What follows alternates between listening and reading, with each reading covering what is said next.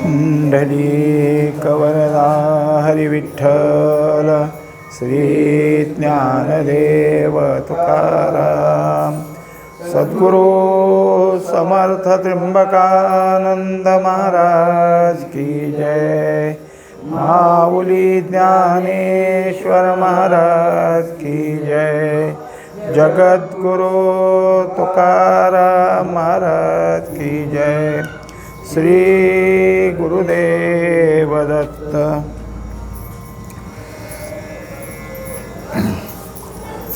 काही मन हे नपुसक की ते भोगवी तिन्ही लोक, ऐसे अलौकिक करणे इयेचे।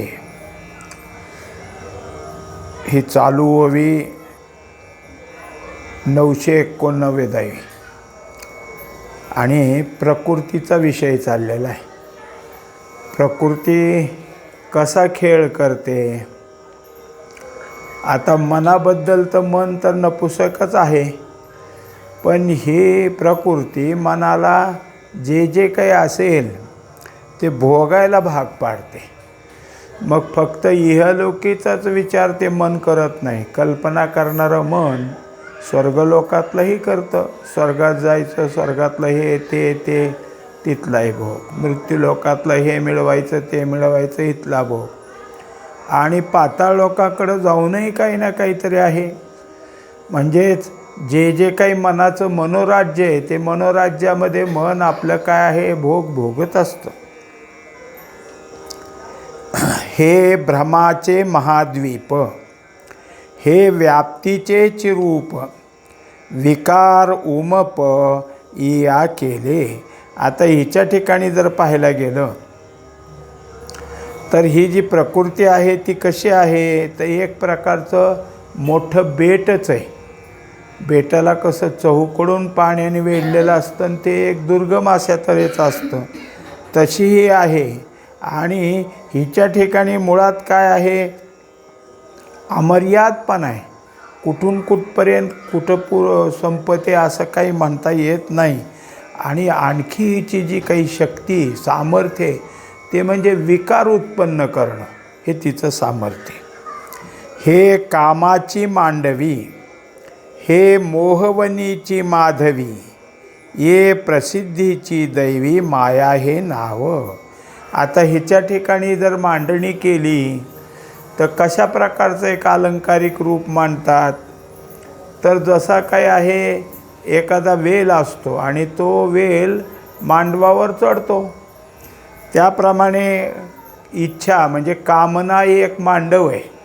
आम्ही कामनारूपी मांडवावर जे जे काही इच्छा जागी होते त्या इच्छेचं जे बलवत्त रूप आहे म्हणजे मोह, हीच एक प्रकारची काय आहे वेली आहे, लता आहे। आणि तिच्यापासून आता काय का वर्णन दिलं वेलीचं, तर वेल कांड्यानी कांडी वाढतच राहते। तिचं बाकीच्या वृक्षापेक्षा वेलीला फार वाढ लवकर असते, म्हणून हिचं एक रूपक केलं। ये प्रसिद्धीची दैवी माया हे नाव। आता हिच्या ठिकाणी अजून नाव कोणतं आहे, तर प्रसिद्ध ही दैवी माया। आणखीन काय, हिला शक्ती म्हणतात, आणखीन प्रकृती म्हणतात, हे अशी अनेक नावं आहेत। अशी ही असणारी माया आहे। हे वाङ्मयाची वाढी, हे साकारपणाची जोडी, प्रपंचाची धाडी अभंग हे। तेव्हा ही सगळे जे काही शब्दसृष्टी ही संपूर्ण मायेचीच आहे, आणि शब्दसृष्टीनंच सगळे आपले व्यवहार होतात। शब्दसृष्टीनं जे काही असेल ते सगळं होतं। जसं प्रपंचाची वाढ शब्दानीच आहे आणि परमार्थाची वाढ शब्दानीच आहे, पण प्रपंचाची वाढ करणारी ही माया विद्यारूपानं सगळीकडं काय करते, प्रपंचाला पसरवते, आणि विद्यारूपानं परमार्थाकडं येते। परमार्थाच्या त्या ठिकाणी काय आहे उपयोगच होतो। म्हणून हिच्या ठिकाणी काय आहे, शब्दाची जशी वाढ आहे तशीच जे जे काही साकार करायचं आहे ते हिच्याकडूनच आहे। काही वेळेला असं आहे की मनुष्य ती वस्तू पाहत नाही, पण शब्दाने ती आपल्या डोळ्यापुढं साकार होते। म्हणजे हे सगळं मायेची कामाला आहे. आणि सगळ्यात महत्त्वाचं, जो काही तुमच्या आमच्या पुढं संसार उभा केला आहे ते हिचंच काम आहे. कळा येथोनी झालिया, विद्या येच्या केलिया, इच्छा ज्ञान क्रिया वियाली हे. त्यानंतर जेवढ्या काही कला आहेत, 64 कला किंवा ज्या काही असतील त्या विद्या, याच्याशिवाय जे काही इच्छा ज्ञान क्रिया हे जे काही आहे हे सगळं ह्या मायेचं आहे. ज्ञानात काय केलं तिने, हे सगळं जगत सत्य भासवलं. वास्तविक परमात्म्याच्या ज्ञानाचं अन्यथा रूप केलं म्हणजे झालं. ज्ञानाला अन्यथा रूप करण्याची सामर्थ्य शक्ती हिच्याकडेच आहे. एखादी इच्छा जागी करून कर्म करायला भाग पाडणारी, त्याद्वारे क्रिया आपल्या हातून करून घेणारी ही सगळीच आहे. अशा तऱ्हेनं हिच्याच पोटातून हे सगळे जन्माला आलेले आहेत. हे नादाची टांकसाळं, हे चमत्काराचे वेळावळं, किंबहुना सकळ खेळू येचा. शिवाय कशी आहे, आता जिथं नाणी तयार होतात ना त्याला टांकसाळ म्हणतात. पण हिच्या ठिकाणी काय, जे जे काही चालतं, आता ह्याच्या अगोदरच झाला की शब्दसृष्टी तिच्याकडून आहे. आणि मग हे शब्द बोलले कुठून जातात, तर जे जे काही वाणी आपली त्याच्या अगोदरची मध्यमा आहे, पश्यंती, हिच्यासाठी ही सगळी उपाधी म्हणून हीच आहे. हिच्यातूनच हे सगळं बाहेर पडतं. आणि त्याच्यामुळं अनेक चमत्कार करण्यामध्येही अत्यंत पारंगत आहे. सगळा जो काही प्रपंचाचा जगताचा खेळ हिनीच मांडलेला आहे. जे उत्पत्ती प्रलयो होतं ते येचे सायंप्रात, हे असो अद्भुत मोहन हे. आता जेवढ्या काही आहेत की उत्पत्त्या झालेल्या आहेत, झालं, त्याच्यानंतर ते टिकणं स्थिती आहे आणि लय आहे. मग कशाचा लय होतो, काय उत्पन्न होतं, कशाचा लय होतो, तर हे सगळं असलेलं जगत, जगतात असलेली तुमची आमची सगळी शरीरं, ह्यांचंच उत्पत्ती. हेच काही काळ असेल जसं आयुष्य तसं टिकतात आणि ह्यांचाच लय होतो. हे सगळं जरी झालं तर जे एवढं सगळं करणारी माया असतेच. आणि ज्याच्या आधारावर हे करते ते पण परमात्मा स्वरूप असतं.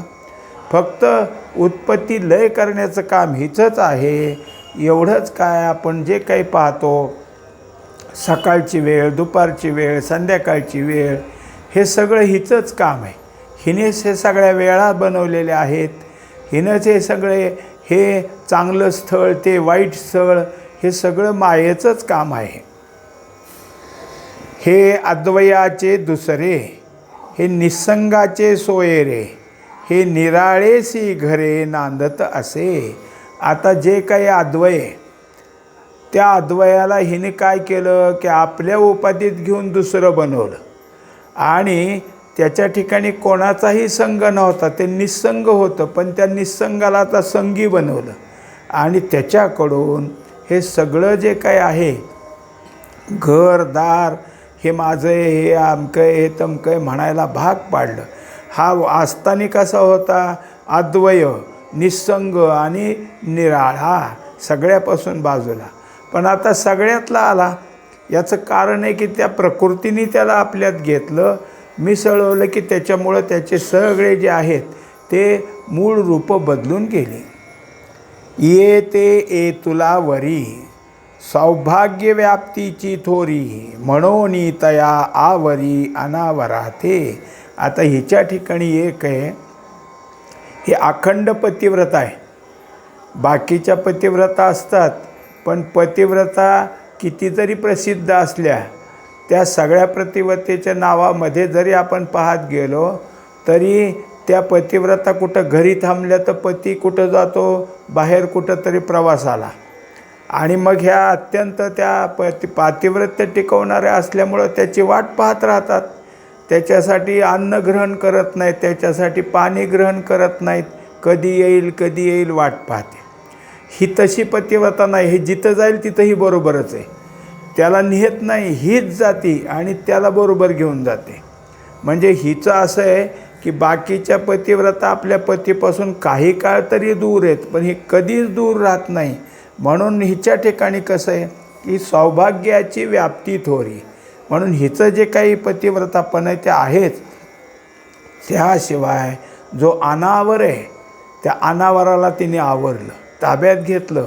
आता जर काही असेल तर त्या ठिकाणी त्या प्रकृतीनं जे जे काही आणून दिले ते त्याच्यामध्ये हा भोग घेतो. हा स्वतःला सुखी समजतो कधी, हा कधी दुःखी समजतो. हे सगळं या त्या प्रकृतीने त्याच्यावर केलं. तयाचा तव ठाई निपटोनी काहीच नाही, की तया अवघेही आपणची होय. आता तसं पाहायला गेलं तर ह्याच्या ठिकाणी काय आहे? काही नाही. हा जो काही आहे तो परमात्मा कशातही काही नाही. त्याच्या ठिकाणी कोणत्या प्रकारचं गुण रूप वर्ण काही लागू पडत नाही. पण सगळंच काही आता हिने त्याच्यावर निर्माण केले. सगळी जी काही असेल त्या त्या गोष्टी त्याच्या ठिकाणी तिनं लावलेल्या आहेत. आणि मग आता हा काय आहे की अमक्या आकाराचा आणण्यात आलं, अमक्या गुणाचा म्हणण्यात आलं, अमक्या वर्णाचं म्हणावं लागलं. कारण हे सगळं काय आहे की प्रकृतीचंच करणं आहे. तया स्वयंभाची संभूती, तया अमूर्ताची मूर्ती, आपण होय स्थिती ठाओ तया. हा वास्तविक स्वयंभू आहे. हा कोणाचा करेव नाही, कोणी करावा लागतो आणि मग तयार होतो असा देव नाही. पण मायेमुळं असं झालं की जे जे काही देवदैवत आहेत त्यांच्या त्यांच्या ठिकाणी जन्मकाळ आला, जन्मतिथी मानली गेली, जन्मसोहळे मानतात. म्हणजे ह्याला नसताना जन्माला घातलं, ह्याचा जन्मसोहळा केला. एवढंच थांबले नाहीत तर तो अमूर्त आहे पण त्याला एक मूर्तीमध्ये आणलं. मग ठराविक मूर्तीचं रूप झालं की हा अमुक देव आहे, अमुक देव आहे, असं सगळे त्या त्या देवाचं आकार पाहून त्या मूर्तीकडं पाहून त्याचं नावं देऊ लागली. अशा तऱ्हेनं जो काही आहे अखंड असताना सुद्धा ह्याला आहेपणाच्या स्थितीत आणलं. त्यानंतर तो आकार काढून टाकला की नाहीपणाच्या स्थितीत आणलं. तया अनार्ताची आरती, तया पूर्णाची तृप्ती, तया अकुळाची जाती गोत होय. असा हा असणारा, याच्या ठिकाणी कशाचं काही मागणी नाही. पण जेव्हा मायेच्या ताब्यात जातो त्याच वेळापासून त्याच्या ठिकाणी कोणती न कोणती तरी इच्छा जागी होते. मग ती इच्छा काय करते तर ती इच्छा सगळ्यात जे काय असेल ते सगळ्यात महत्त्वाचं आहे की परमात्मा एवढा जर सगळीकडं कसा आहे की काही त्याच्या ठिकाणी नाही. मग अहंबहुश्याम म्हणजे मी बहु व्हावं ही इच्छा कुठून आली? ही ह्या मायेनं त्याच्या ठिकाणी निर्माण केली आणि मग हे सगळं बहु होण्याची त्या ठिकाणी कृती घडून आली. आता तो जेव्हा कुठंतरी जन्माला येतो तेव्हा कोणत्या कुळाचा? हा सूर्यवंशी का हा चंद्रवंशी? हे त्याच्या ठिकाणी कुळ लागलं. तो त्याच्या ठिकाणी जात लागू पडायला लागली. अनेक सगळं निर्माण केलं ते या मायेनंच किंवा या प्रकृतीनं. आता एका परमात्म्याबद्दल बोलायचं म्हणजे जो जन्माला आणला आहे, जो मूर्तीला आणला आहे त्या देवाबद्दल बोलायचं का सगळेच जीव असे झाले तर सगळ्याच जीवाच्या ठिकाणी हे झालं. सगळ्या जीवाला जीवत्व दिलं, जीव आत्मा त्याचं नाव दिलं किंवा जीव पुरुष. आणि त्याला जाती गोती, मग मुळात पहिली जात तयार झाली हा पुरुष आहे आणि ही स्त्री. मग कोणत्या कुळातली कोणत्या जातीची हे सगळी नावं ह्या मायेनं त्याच्या ठिकाणी भाग पाडत आणले. निराकाराचा आकारू, तया निर्व्यापाराचा व्यापारू, निरहंकाराचा अहंकारू होऊन ठाके. आता हा असा आहे की याच्या ठिकाणी कोणता आकार नाही पण ह्याला आकारी बनवलं आणि त्या त्या वेळेला ते जसं जसं लागते तसे तसे आकार बनले. हे जे काही आपण 10 अवतार समजतो, 10 जन्म जे काही भगवंतांनी घेतलेले आहेत ते सुद्धा आकार पाहायला गेले तर त्या त्या प्रसंगानुरूप कोणता आकार घ्यावा तेव्हा तेव्हा भगवंतानी तो आकार घेतला. मग कधी मत्स्य झाले, कधी कच्छ झाले, कधी काय आहे वराह झाले, नरसिंह झाले. हे आकार सगळे असे कुठं प्रचलित आकार नाहीत, पण ते भगवंतानी धारण केले. हे सगळं कुठपर्यंत वामनापर्यंत. अगदी जे काही खुज्जी मूर्ती, पण मूर्ती तर लहान आहे आणि पाय तर त्रिभुवनात पुरायला लागले. हे सगळा खेळ निर्माण करणारी ही मायाच आहे.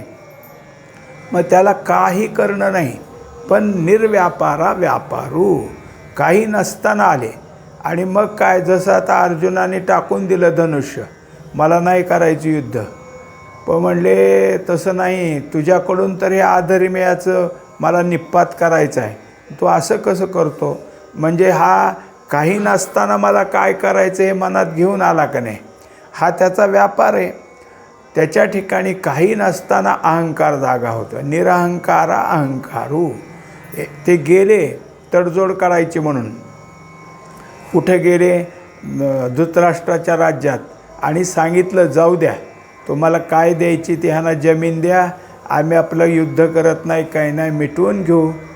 ते म्हणला सुईच्या टोक्यावर बसल एवढीसुद्धा माती द्यायचं नाही, तुम्ही गावन थोडं राज्य काय मागता. आणि नंतर असा तो अहंकारात उठला दुर्योधन की झालं, त्याला सांगायला, निरोप सांगायला सुद्धा तुला जाऊ द्यायचं नाही, तुला आत्ताच इथं काय करतो, संपवतो. म्हणून खड्ग काढलं आणि त्या भगवंताच्या अंगावर धावले. पण असं झालं की सगळीकडंच कृष्ण दिसायला लागला. छताकडं बघितलं तरी कृष्ण, खाली बघितलं तर कृष्ण, प्रत्येक असलेल्या सभा, जेवढे बसले सभागृहात ते. म्हणजे खरा कोणता कृष्ण आहे, खऱ्या कोणत्या कृष्णाला मारू? आता त्याच्या ठिकाणी तेवढ्या आविर्भावात लक्षात आलं की हा जर एवढा होतो, ह्याला कसलं मारतोय आपण, हा आपल्याला मारेल. त्यापेक्षा जाऊ दे, दिला तुला सोडून, असं म्हणून काय केलं, बाजूला झाला.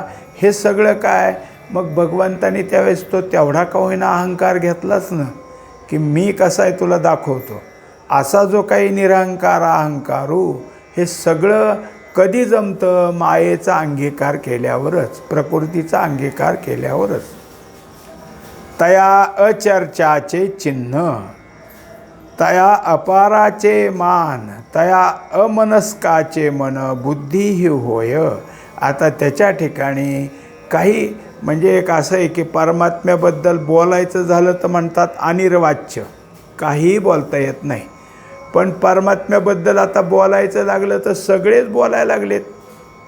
प्रत्येक कीर्तनकार, प्रत्येक प्रवचनकार, जिथं जिथं चालले असतील चर्चा, ते कशाबद्दल बोलतात? परमात्माच बोलतात का नाही? मग हा अचर्चातला असलेला चर्चेत आला. याचं कारण आहे की ह्याला काय आहे की चर्चा करण्यासारखा करून ठेवला. हा सहज दिसला असता आणि समोर असता तरी चर्चेचा एवढा विषय आला नसता. पण हा याला झाकून टाकलं. ही जी काय माया आहे, त्या मायेनं काय संपूर्ण विश्व हे त्याच्यावर पांघरून घातलं. मग त्याच्यामुळं विश्वव्यापी माया तिने झाकोळीले छाया, ह्या सगळ्या आपल्या छायेनं झाकलं. मग तो कसा ह्याची चर्चा होऊ लागली. आणि त्याचं इतकं जरी असलं तरी मात्र तो अपार आहे, पण त्याला कुठल्या तरी मापात आणलं. त्याच्या पुढं जाऊन त्याच्या ठिकाणी कोणतंही मन नाही, पण त्याच्या ठिकाणी मन आणलं. आम्ही सगळे ह्या भगवंताच्या ठिकाणी मन आहे अशाच तऱ्हेचा विषय करतो. कारण देवाला काय वाटेल, देवाला कसं वाटलं असेल, हे विचार आमच्या ठिकाणी सुद्धा येतात. त्याला मन आहे अशी आमची काय आहे धारणा तयार होते, त्याला बुद्धी आहे अशी धारणा तयार होते. आणि म्हणूनच भगवंताचं नाव घेतलं की भगवंताला बरं वाटत असेल, भगवंताला आनंद होईल. आणि मग त्या नामाच्या बदलात, त्या आनंदाच्या बदलात आमच्या ठिकाणी भक्ती निर्माण करील, हे आम्हीच ठरवतो. म्हणजे भगवंताच्या ठिकाणी मन आहे ठरवतो, बुद्धी आहे ठरवतो. पण हे सगळं ठरवायला कोण? ही प्रकृती कारण आहे, प्रकृतीने केलेलं आहे. तया अनामाचे नाम, तया अजाचे जन्म, आपण होय कर्म क्रिया तया. एकंदरीत ह्या सगळ्या गोष्टीमध्ये भगवंताला नामधारण झालं. मग आता कोणतंही नाव घेतलं तरी कोणता देव आहे हे सिद्ध होऊ लागलं. त्याच्यापुढं जाऊन काय आहे की त्याच्या ठिकाणी जन्मच नाही. हा अजय असूनसुद्धा ह्याला जन्माला आणलं. आणि मग मात्र जे जे काही असेल जन्मकर्मचे दिव्यम, म्हणजे जन्माला आणलं आणि कर्मही लावलं. ही दोन्ही दिव्यच आहेत भगवंताची. पण असा असणारा परमात्मा कर्मरूप झाला, कर्म करायला भाग पाडलं. हे सगळे ह्या प्रकृतीची कर्म आहेत, प्रकृतीचं कार्य आहे. तया निर्गुणाचे गुण, तया अचरणाचे चरण, तया अश्रवणाचे श्रवण, अचक्षुचे चक्षु. आता या प्रकारे एकदा का मायेच्या मनात आलं की सगळ्या गोष्टी करते. तो निर्गुण असूनसुद्धा त्याला सगुण बनवलं. त्याच्या ठिकाणी कुठलेही अवयव नाहीत, निरावयवी. पण त्याचे पाय ठरवले, त्याच्या ठिकाणी कान ठरवले, झालं त्याच्या ठिकाणी डोळे ठरवले. आणि हे सगळं भगवंताच्या ठिकाणी निर्माण केलं. कारण त्याला मूर्तिरूप केलं की मग शरीर आलंच. शरीर आले की डोळे आले, कान आलं, हात आले, पाय आले, सगळं काही आलं. आणि हा काय नुसता तेवढंच त्याला अवयवत नाही, तो काही ना काहीतरी करत राहतो. हे सगळं ह्या प्रकृतीनं प्रसिद्ध केलं. तया भावातीताचे भाव, तया निरवयवाचे अवयव, किंबहुना होय सर्व पुरुषाचे हे. आता तो जो आहे त्याच्या ठिकाणी भाव आणि अभाव हे दोन्ही नाही, त्याच्या पलीकडचा आहे. पण तरी पण त्याला आम्ही काय केलं, भाव जागा केला.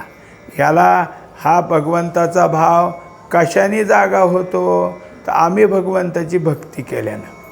म्हणजे इतका भगवंत भावाचा भुकेलेला आहे की तिकडून भक्त भावनेने भरून आला की इकडून देव त्याला आडवा जातो.